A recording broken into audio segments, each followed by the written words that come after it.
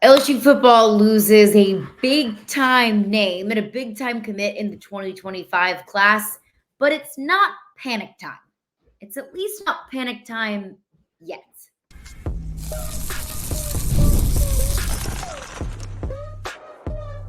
You are Locked On LSU, your daily podcast on the LSU Tigers. Part of the Locked On Podcast Network, your team every day. What's up, y'all? Welcome into Locked On LSU. Thank you for making us your first listen every single day. We're free and available wherever you get your podcast. Plus, you can also check us out on YouTube as well. So make sure to show us some love on your preferred podcast platform and on YouTube as well. However you listen, wherever you listen, always appreciate you for making Locked On LSU your first listen every single day. Before we get into the latest in LSU recruiting, I'd let you know that today's edition of Locked On LSU is brought to you by LinkedIn. All of our recruiting coverage is brought to you by LinkedIn. These days, every new potential hire can feel like a high-stakes wager for your small business, so that's why LinkedIn Jobs helps find the right people for your team faster and for free. Post your job for free at linkedin.com/lockedoncollege. Terms and conditions apply. All right, let's get into it. It was announced over the weekend that Dakorien Moore, five-star receiver, number one receiver in the 2025 class, and a top three player at any position in the entire 2025 class in the entire country, who had been committed to LSU for nearly a year now. Dakorien Moore committed to LSU in August of 2023. It was announced over the weekend that he has decommitted from LSU. So all of those accolades, look, Dakorien Moore is a great player. Dakorien Moore is one of those pieces of a recruiting class that you build around. He is the kind of guy that every coach wants to coach, that every player wants to play with, that any recruit around the country might look at what Dakorien Moore is doing and say, okay, I'm going to follow that trail. I'm going to go look at what some of the other best teams what some of the other best recruits and players in my class are doing, and I'm going to follow a guy like that. That's what kind of an impactful player Dakorien Moore is. That is how special and how talented he truly is. Like I mentioned, he's the number 3 player in the country, number 1 player in the state of Texas. And if you are at least minutely just teeny tiny, up to date with or aware of Texas high school football, you understand that if you're even a top 100 player in the state of Texas, you're probably a pretty damn good player, much less the number 1 player in the state of Texas. Dakorien Moore is ranked behind Bryce Underwood, the number 1 player in the 2025 class, who, of course, is a quarterback that's committed to LSU in that 2025 class. And the number 2 his name is David Sanders Jr. It's a 5-star offensive tackle who is committed to Clemson. I believe he's from either North or South Carolina. So all of that to say, Dakorien Moore is a great player. And you do not lose commitments from great players like that and feel good about it. You do not lose players of that caliber, whether it's commitments or to the transfer portal or whatever it might be. You don't lose players like that and feel good about it. You don't feel good about your team. You don't feel good about how you're supposed to fill that hole, because how do you fill a hole with a player like that? You don't replace players like that. And I understand that we're talking about a college player that has achieved nothing at the college football level, that there are several 5-star players that really didn't amount to much in college football. But I don't think that we, in good faith as LSU fans, can talk about how we're so encouraged about the job that Brian Kelly is doing, one reason being the 2025 class, and then act like this is no big deal. So what does this mean for LSU? While I say I'm not going to act like this is no big deal, it's not panic time. Does it suck? Yes. Do you want to see a kid like Dakorien Moore, with the ceiling that he has, the traits that he has, and the talent that he has, decommit from your program after being committed for nearly a year? Of course you don't want to see that. Was I so excited about the possibility of that Bryce Underwood to Dakorien Moore connection, hopefully, for several years to come? Absolutely I was. So does it suck? Yes. Is it panic time? Absolutely not. For a few reasons. 1, Dakorien Moore very much so still can recommit to LSU. Now, will he? I don't know. All of the signs and indicators and recruiting insiders have him pegged elsewhere. We'll get into that. So he could still recommit to LSU because I fully expect Brian Kelly and this recruiting staff to continue to put the full court press on. It's not like when you're dating, you stop courting the person that you're dating. When you get married, you stop courting the person that you're marrying. No, even when you have players committed, even when you get players signed, you still continue to put the full court press on. Anything can happen, especially in an NIL era. So one, yes, he absolutely can still commit to LSU. Will he? I don't know. Time will tell. The second thing is, I don't know if this should come as a massive surprise, just because Dakorien Moore very publicly has left his recruitment open. That he very much so has still had conversations and has continued to be recruited by coaches around the country. That it is very widely reported that Dakorien Moore had been taking at least unofficial visits elsewhere. So while that happens a lot, that players can do that and still commit and sign their national letter of intent to the school that they were committed to, it's not like Dakorien Moore just completely shut down his recruitment, had zero interest in any other school, and now this is coming out of nowhere. Does it make it suck any less? No, but it just means that it's not the biggest surprise, at least to me. And if you've been paying attention to his recruitment, maybe it shouldn't be the biggest surprise to you. The third thing to me, the thing that I think is the biggest thing, is I'm not going to panic until I need to. So when will I need to? When will we need to? If this starts to be one of many dominoes to fall. If it's Dakorien Moore decommits from LSU, and then Bryce Underwood decommits from LSU, and then Harlem Berry, the 4-star running back from the state of Louisiana, decommits from LSU. If that trio, that offensive trio that we've been talking a whole lot about, Bryce Underwood, Harlem Berry, and Dakorien Moore, if all three of those players say, I'm out of here. Jabari Antoine, the 4-star cornerback out of New Iberia, if he says, now I'm out. Keelan Moses, the 4-star linebacker from U-High, a guy that's been very outspoken about wanting to be a recruiter for the program, a liaison for the program. If he decommits, like those are when it is absolutely positively panic time. Now, it's not all of those players, but if you start to see this becoming a pattern more so than an isolated incident, that's when we need to start panicking, because that will tell me a few things. Other schools are just offering more money than LSU. Now, I know that Brian Kelly came out and made those very public comments with Jacques Doucet about we don't quote unquote buy players. And I don't disagree with that notion when it came to the defensive tackles. When it came to there's a certain value that we're willing to place on these individual players at this certain position, and that value just doesn't match what you're expecting in the market. I understand that. But if LSU is consistently getting outbid by other teams, whether it's Ohio State or even other programs, Ohio State or Oregon or other programs within the conference, like that is concerning, because that's not just an isolated incident. And that's not just a problem that's going to affect the 2025 class. Like that is a potentially program altering move, that you don't have the money available to pay players anymore. And if you don't have the money to pay players, you're not going to be competitive.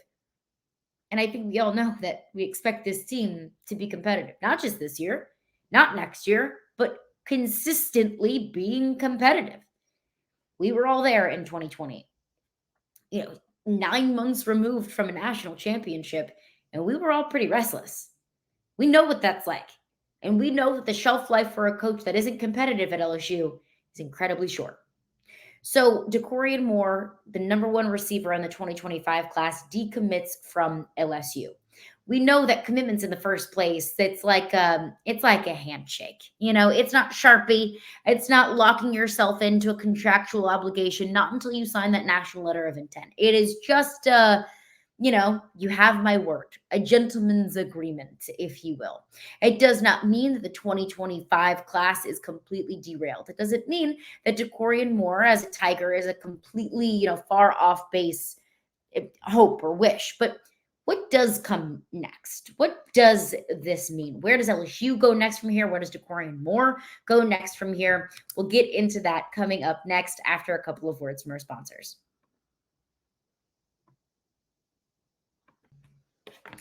When you are hiring for your small business, you want to find quality professionals that are right for the role. So that's why you have to check out LinkedIn Jobs. LinkedIn Jobs has the tools to help find the right professionals for your team faster and for free. The great thing about LinkedIn is that it is not just another job board. LinkedIn helps you hire professionals that you cannot find anywhere else. And it's even those who aren't actively searching for a new job, but might be open to the perfect role. In a given month, over 70% of LinkedIn users don't visit other leading job sites. So if you're not looking on LinkedIn, then you're looking in the wrong place. LinkedIn knows that small businesses are wearing so many hats and might not have the time or the resources to hire. So LinkedIn is constantly finding ways to make the candidate search process easier. They even just launched a feature that helps you write job descriptions. And I've been there before. I've been on the hiring end before. And writing job descriptions is not an easy, nor is it a quick process. So that's just one of many ways that LinkedIn makes your job as a hiring manager so much easier and quicker. So post your job for free at linkedin.com/lockedoncollege. That is linkedin.com/lockedoncollege to post your job for free. Terms and conditions apply. All right, rolling along here, Locked On LSU. Thank you for making us your first listen every single day. We're free and available wherever you get your podcasts. And also, are you watching Fox Sports or ESPN on your TV all day?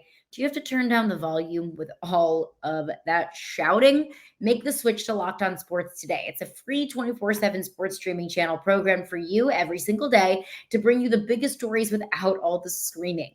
Locked On Sports today brings you can't-miss analysis, opinions, and news streaming 24/7 on YouTube or the free Amazon Fire TV channels app, part of the Locked On Network, your team every single day. Rolling along here on Locked On LSU, reacting to the news that Dakorien Moore, the number one receiver in the 2025 class, who has been committed to LSU now for nearly a year, has decommitted to LSU. So what comes next?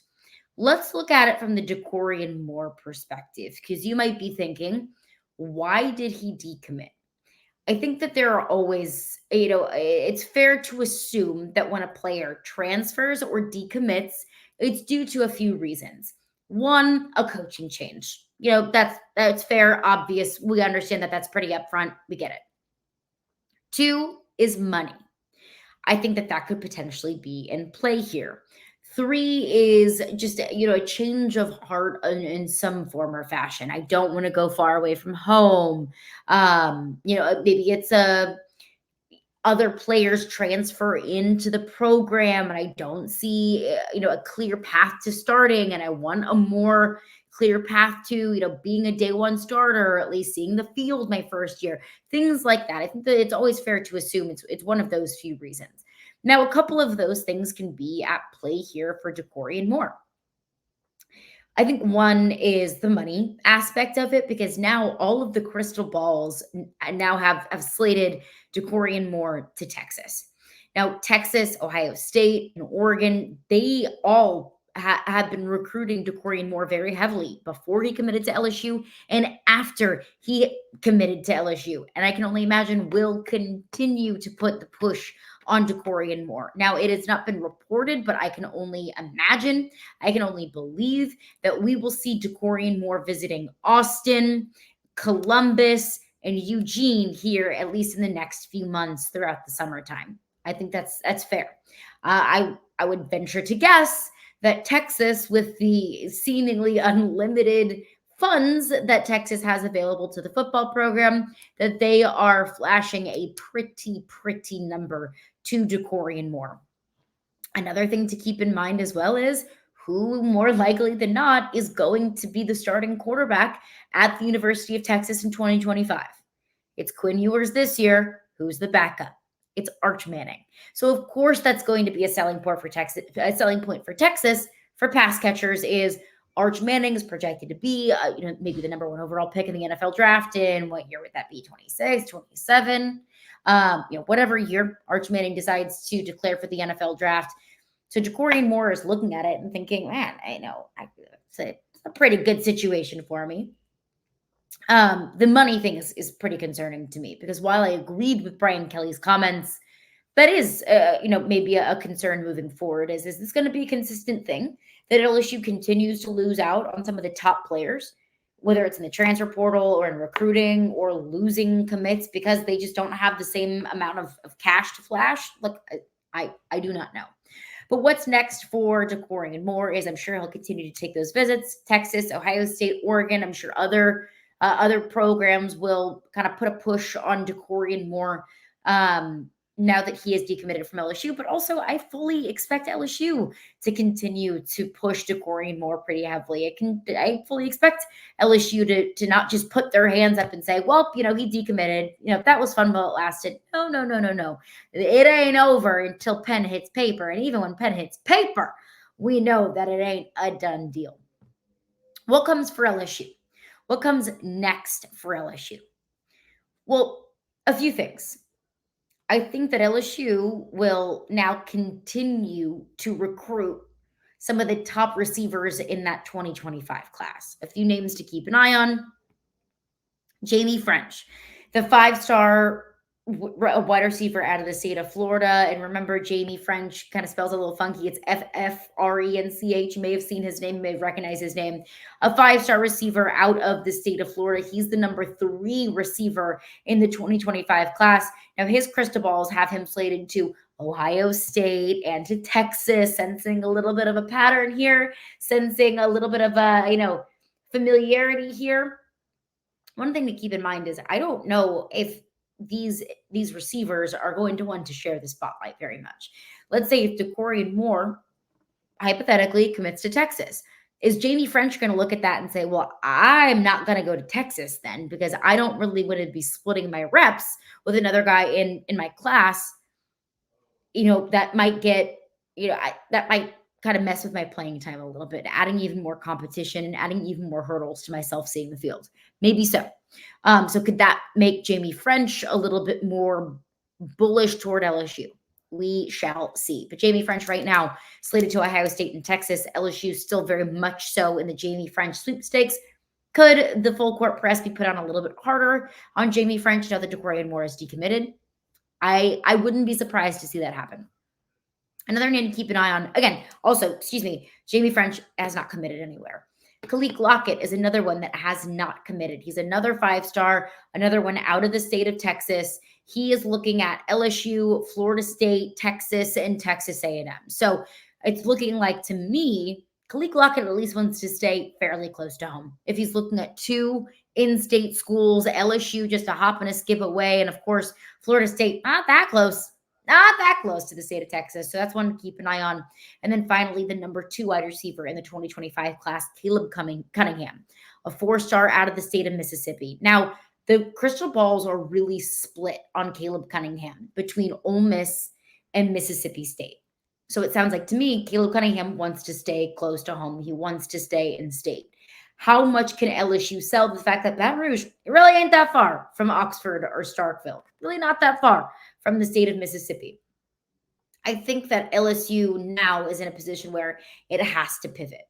Now, I cannot imagine that Brian Kelly and this entire recruiting staff just completely cut off all communication with all of these receivers because Dakorien Moore was committed. If they were doing that, that would be foolish. You can never, at this point, when you're talking about 16, 17, 18-year-old boys, and we're talking about money, and we're talking about how their decisions can change at, the drop of a hat, LSU would be foolish to think that there wouldn't at least be some sort of shakeup, that there wouldn't at least be one player that would decommit, that there wouldn't be another player that was wooed away from LSU. and they couldn't land at least a couple more of these receivers in this 2025 class. So keep an eye on some of those names: Jamie French, Khalil Lockett, and Caleb Cunningham. Not committed, not necessarily incredibly high on LSU at this point. Not low, not cold on LSU, but not super flaming hot. Could that change here within the next couple of weeks as the summer unfolds? We shall see. All right, we'll continue this coming up next, plus some very interesting news on the LSU women's basketball front. We'll get into that coming up next after just a few words from our sponsors. All right, I want to tell you about FanDuel. You'll know I absolutely love FanDuel, and now it's winner take all time in the NBA and the NHL, and FanDuel is giving you a shot to bring home a big win of your own. Right now, new customers get $150 in bonus bets with any winning $5 bet. That's right, $150 to bet on spreads, on money lines, player props, and so much more. So visit fanduel.com/lockedon and make every playoff shot count. If you're looking for something to place some money on as we get toward the end of the playoffs in the NBA and the NHL, I'm looking at the Edmonton Oilers and Vancouver Canucks series. This has been such a fun and back and forth series, and the winner tonight will advance to the Western Conference Final against the Dallas Stars. I'm taking the Edmonton Oilers tonight for a few reasons. One, Connor McDavid and Leon Draisaitl just seem to be inevitable, and it seems like it is their time to get to the Stanley Cup final. Another thing is keep an eye on Brock Besser, Vancouver Canuck, who will be out for Game 7. He has been a massive part of that team all playoffs long. So I like the Oilers to win that one tonight, but that's my take. Do it how you want to do it, but just do it with FanDuel. Again, that is fanduel.com/lockedon, and new customers will get $150 to bet on spreads, money lines, and player props with any winning $5 bet. FanDuel, America's #1 sportsbook. All right, rolling along here, Locked On LSU. Thanks again for making us your first listen every single day. Some very exciting news on the LSU women's basketball front. It was announced earlier today on Monday that Simone Augustus, she got her statue outside of the PMAC less than 2 years ago. And let me say, very, very well deserved that Simone Augustus is now immortalized on LSU's campus. So fast forward to now, and she has now been added to Kim Mulkey's staff as an assistant coach. I love this move. I love this move for so many reasons. One, because it's never a bad idea to bring in someone with immense basketball knowledge, with a ton of experience at the college level, at the professional level, at the Olympic level. It's never a bad idea to bring someone in like that, because they can be such a wealth of knowledge for your players, but especially when it's somebody that has such a rich history at LSU. I believe it was Bob Starkey that said there has not been a single, Bob Starkey, another assistant on Kim Mulkey's staff, there's not been a single more important athlete to come through LSU. And not met a single more impactful athlete to come through LSU. And look, we can have that conversation all summer long of the Mount Rushmore of LSU athletes. And we could name them even in recent history: Joe Burrow and Paul Skeens and Dylan Cruz and Haley Bryant. I mean, that's just talking the last 5 years. And that's a whole hell of a lot of impactful athletes to come through LSU. Not to mention you throw Shaq into the mix, Ben McDonald into the mix. There have been so many legendary athletes to come through LSU. But I don't think that you can have a conversation about legendary LSU athletes. I don't think you can have a conversation about most impactful LSU athletes without at least having Simone Augustus in that conversation. She was such a massive part, was such a key cog of putting LSU women's basketball on the map. So to have her in the program adds an extra layer to just the basketball knowledge that she has. I think one thing that was clear to me, at least this past year with this LSU women's basketball team, was maybe they were lacking a moral leader. Maybe they were lacking a certain level of leadership that's required to win a national championship. You can't win a national championship without a lot of talent. And look, LSU's team had a whole lot of talent on it this past year. Haley Van Lith and Angel Reese and Michaela Williams and Flau'jae Johnson. The list goes on. And Nisa Morrow, the list goes on and on and on. But can you really win a championship if you don't have the right level of leadership within the locker room? Frankly, I don't think so. It wasn't just Joe Burrow's on-the-field production that got LSU to a national championship. I think it was also the fact that Joe Burrow was just a stone-cold, ice-cold dog in the locker room as well, and people wanted to be around him. People wanted to perform for him. Players, teammates wanted to deliver for him. I don't think that's a hot take to say that. Maybe LSU was missing that a little bit. Maybe LSU needed a little bit more of a voice, a moral compass, so to speak. This team's getting younger this upcoming season. Flau'jae will step into a much larger leadership role. Michaela Williams will step into a much larger leadership role, and Nisa Morrow the same way. So maybe Simone Augustus adds another layer of leadership, not just basketball acumen, not just addition on the X's and O's side of things, because as we know, Simone Augustus is a brilliant basketball mind, but also maybe a little bit more of a moral leader as well, a vocal leader as well, a representative in that locker room that players say, yeah, like that we want to win for us and for her. I'm excited. I think it's a great move. I think it's a great move and a wonderful addition to Kim Mulkey's staff. So that's going to do it for me today. Thank you for making Locked On LSU your first listen every single day. We're free and available wherever you get your podcast. Coming up on tomorrow's edition of Locked On LSU, we'll continue to take a look into the transfer portal. Who else can LSU supplement this 2024 team? At what position? What names? What are some potential transfer portal additions to keep an eye on? We'll get into that coming up next on tomorrow's edition of Locked On LSU.